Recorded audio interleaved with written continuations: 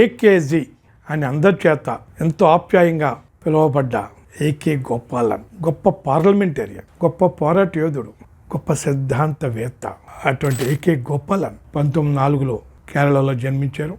ఆయన చదువుకున్న తర్వాత ప్రభుత్వ పాఠశాలలో ఉపాధ్యాయుడిగా పనిచేస్తున్న సందర్భంలో ఖిలాఫత్ ఉద్యమం ప్రభావంతో ఆయన ఉద్యోగాన్ని వదిలేసి రాజకీయ కార్యక్రమాల్లోకి, రాజకీయ పోరాటాల్లోకి, స్వతంత్రోద్యమ పోరాటంలోకి ఆయన రావటం జరిగింది. 1930లో ఉప్పు సత్యాగ్రహంలో పాల్గొన్నారు, అరెస్ట్ చేయబడ్డాడు. ఆ సందర్భంలోనే ఆయన కమ్యూనిస్టులతోటి పరిచయాలు ఏర్పడ్డాయి. తర్వాత బయటకు వచ్చిన కాంగ్రెస్ సోషలిస్ట్ పార్టీ, అక్కడి నుంచి కమ్యూనిస్టుగా భారత కమ్యూనిస్ట్ పార్టీ సభ్యుడిగా. ఈయన అంతకుముందు 1921 ఆ ప్రాంతంలో మొఫ్లా తిరుగుబాటు కూడా పాల్గొన్నాడు. మొఫ్లా తిరుగుబాటు అంటే ఈ భూస్వాములకు వ్యతిరేకంగా, ఏదైతే అగ్రవర్ణ భూస్వాములు, ప్రధానంగా ఈ పొజార్ వర్గంగా ఉండే భూస్వాములు, విపరీతమైన భూమి వాళ్ళ చేతిలో ఉండేది, వాళ్ళ భూమి మీద పనిచేసేవారు కాదు. కానీ వాళ్ళు మాత్రం భూమి వాళ్ళ సొంతం కాబట్టి వాళ్ళకి కవులు, రకరకాల రూపాయల వాళ్ళు కవులు అనండి, ఇంకా కప్పవాలండి, అలా చెల్లిస్తూ వచ్చేది. దానికి వ్యతిరేకంగా జరిగిన పోరాటం మొప్పల తిరుగుబాటు, దానిలో కూడా ఆయన భాగస్వాములు అయ్యారు. ఆ తర్వాత 1939లో యుద్ధకాలంలో ఆయన మీద అరెస్ట్ వారెంట్, కొంతకాలం రహస్యంగా ఉన్నాడు. తర్వాత అరెస్ట్ చేయబడ్డాడు. అరెస్ట్ చేయబడిన తర్వాత 1941 ప్రాంతంలో ఆ జైలు గోడలకి చిన్న రంధ్రం కొట్టి అందులోంచి బయటకు వచ్చి ఆయన పారిపోయాడు. పారిపోయిన తర్వాత కేరళ ఆయన మీద తీవ్రంగా, ఆయన మీద నిర్బంధం పెరగటం, ఆయన గురించి వెతుకులాట తీవ్రతరం కావటం, ఏమాత్రం దొరికిన ఆయన జైల్లో తీవ్ర నిర్బంధాలు గురి చేస్తారు. కాబట్టి పార్టీ అక్కడ నిర్ణయం మేరకు ఆయన ఈ 41 నుంచి 46 ప్రాంతంగా అంతా కూడా ఎక్కువ కాలం ఉత్తరప్రదేశ్లోను, కొంతకాలం తమిళనాడులోను అక్కడ ఆయన గడపడం జరిగింది. ఆ తమిళనాడులో తిరుచినాపల్లి ఆ ప్రాంతంలో రైల్వే కార్మికుల్లో ఆ సంఘాల్లో ఆయన పనిచేశాడు.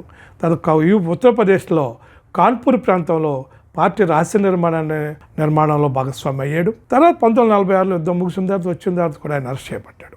దేశమంతా 1947లో స్వాతంత్ర వేడుకలు జరుపుకుంటుంటే ఆయన 1947 ఆ రోజు ఆయన జైల్లో ఉన్నాడు. తర్వాత కొన్ని వారాల తర్వాత ఆయన విడుదల చేయబడ్డాడు.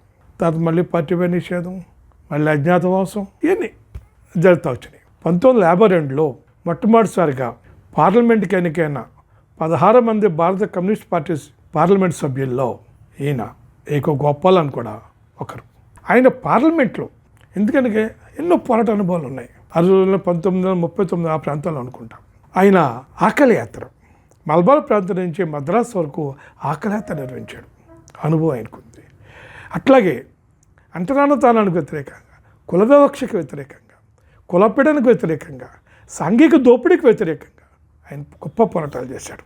ప్రధానంగా ఈ కొన్ని ఉత్సవాలు జరిగేటప్పుడు, దేవాలయాల్లో ఉత్సవాలు జరిగేటప్పుడు, దేవుని ఉత్సవాలు జరిగేటప్పుడు ఆ రోడ్ల మీద, ఆ రహదారుల్లో అంటరాని వాళ్ళు, తక్కువ కుల వాళ్ళు నడవడానికి నిషేధం, దాన్ని బ్రేక్ చేస్తూ, నిషేధాన్ని వ్యతిరేకిస్తూ వాళ్ళు వేసిన పెద్ద ర్యాలీగా ఆయన ఆ రోడ్ల మీద వెళ్ళటం జరిగింది, ర్యాలీ తీయటం. ఆ సందర్భంలో ఆ అగ్రవర్ణ శక్తులు, ఈ పూజారి వర్గం, వీళ్ళందరూ కూడా ఆ ర్యాలీ మీద దాడి చేస్తే ఆయన మహిళలు తప్పించడానికి అలాగ నిలబడి చివరికి ఎన్ని దెబ్బలు తిన్నాడు, చివరికి అక్కడే స్పృహ తప్పడిపోయి ఇలాగా ఆయన దెబ్బలు తిన్నాడు. అంత గొప్ప పాట స్ఫూర్తి ఉన్నవాడు. ఈ అనుభవాలన్నీ కూడా ఒక పార్లమెంటేరియన్గా ప్రజల సమస్యలను పార్లమెంట్లో ప్రతిబింబించట్లేదు. అది కార్మికులు కావచ్చు, వ్యవసాయ కార్మికులు కావచ్చు, మహిళలు కావచ్చు, కుల వివక్షత కావచ్చు, అణచివేత కావచ్చు, అంటరానితనం కావచ్చు, సాంఘిక దోపిడీ కావచ్చు, వీటికి వ్యతిరేకంగా పార్లమెంట్లో తన వాయిస్ వినిపించడం, ఈ అనుభవాలన్నీ ఆయనకు ఉపయోగపడ్డాయి.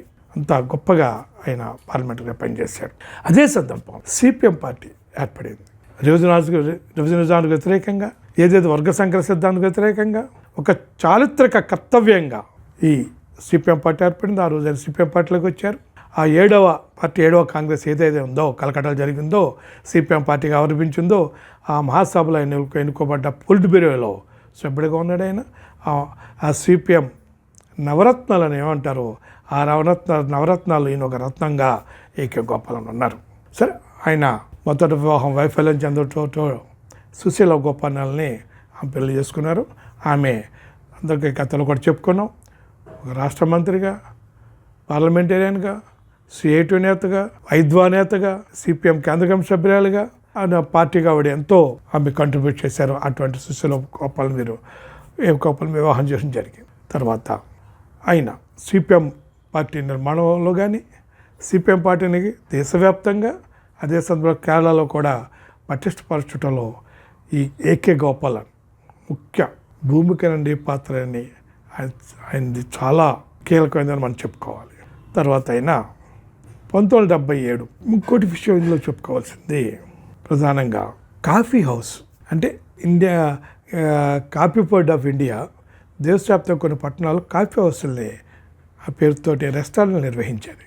1950 ప్రాంతంలో దాని తర్వాత ఆ కాఫీ హౌస్ని ఎత్తేయటానికి నీళ్ళు మూసేయటానికి నిర్ణయం తీసుకుంటే కేరళలో తిరువనంతపురంలో ఉన్న ఆ కాఫీ హౌస్ని మూత పడకుండా ఏకే గోపాలన్ నాయకత్వంలో అక్కడున్న ఆ కాఫీ హౌస్ సిబ్బంది చేత ఒక సహకార సంఘాన్ని ఏర్పాటు చేసి ఆ సహకార సంఘ ఆధ్వర్యంలో ఆ కాఫీ హౌస్ నిలబెట్టి దాన్ని నడిపించడం జరిగింది. ఈరోజు కూడా ఆ సహకార సంఘం ఆధ్వర్యంలో ఈరోజు కూడా కాఫీ హౌస్ నడుస్తుంది తిరువనంతపురం బస్ స్టాండ్కి అతి సమీపంలో. దీని గురించి చాలా పత్రికలు కూడా గొప్పగా రాసినవి కూడా. అటువంటి గొప్ప వ్యక్తి ఆయన 1977లో ఆయన మరణించారు. 1977లో ఒకవైపునే ఈ ఎన్నికలు జరిగిన ఎమర్జెన్సీ తర్వాత దేశవ్యాప్తంగా కాంగ్రెస్ ఓడించబడి జనతా పార్టీ అధికారులకు వచ్చింది. ఆ న్యూస్ బులెటిన్స్ వార్తలన్నీ వస్తున్నాయి. ఆ దేశం అంతా సంబరాలు జరుపుకుంటుంది, ఒక ప్రజాస్వామ్యం రక్షించబడిందని. ఆ సమయంలో ఆయన మరణించారు. ఆ న్యూస్ బులెటిన్తో పాటు ఎలక్షన్ న్యూస్ బులెటిన్తో పాటు ఏకేజీ మరణ వార్తలు కూడా వినాల్సి వచ్చింది. ఏ నిర్బంధానికి వ్యతిరేకంగా, ఏ ప్రజాస్వామ్య పరిరక్షణ కోసం, ఏ రాజ్యాంగం కోసం ఆ నిరంతరం పోరాడారో ఆ విజయాన్ని ఆయన కళ్ళనారా చూడకుండానే ఏకేజీ 1977లో ఆయన మరణించారు. గొప్ప పోరాట యోధుడు, సిద్ధాంతవేత్త, ది బెస్ట్ పార్లమెంటేరియన్ ఏకేజీ. ఆయన జీవితం అంతా ప్రజాసేవలను గడిపారు. అటువంటి గొప్ప నాయకుడికి సిపిఎం 24వ అఖిల భారత మహాసభల సందర్భంగా లాల్ సలాం తెలియజేసుకుంటూ మీకందరికీ ధన్యవాదాలు.